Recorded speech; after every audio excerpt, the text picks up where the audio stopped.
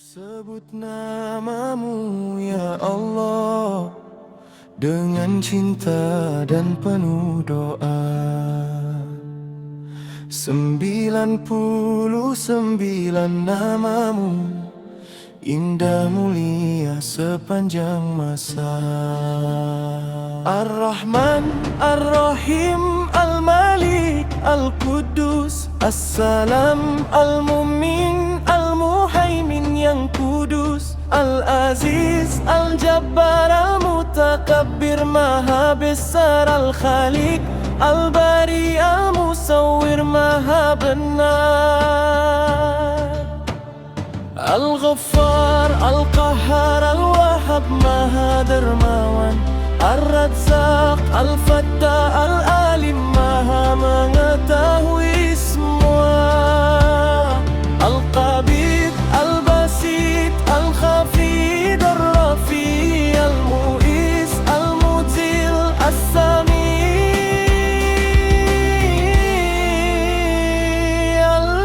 Al-Basir.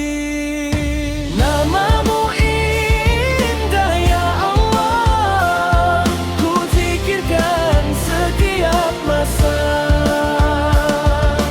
Dalam hati dan doa, ku ingat Asmaul Husna.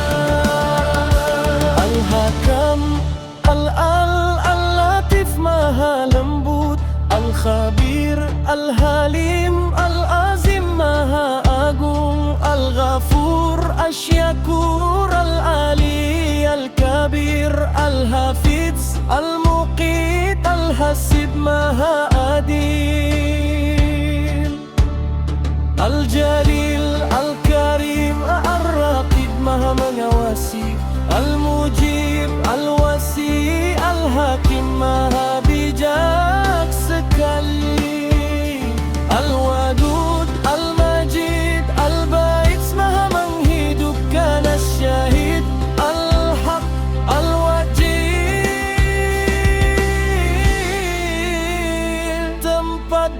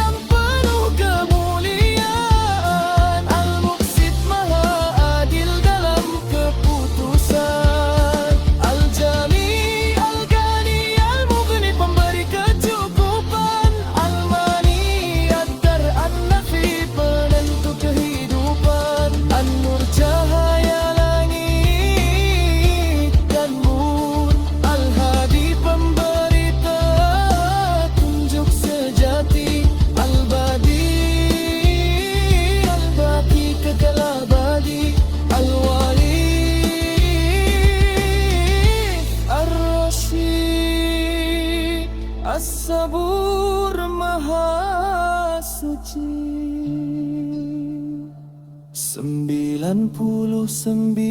namamu ya Allah, ku zikirkan dalam cinta dan doa. Asmaul Husna penerang jiwa, selamanya ku puji namamu.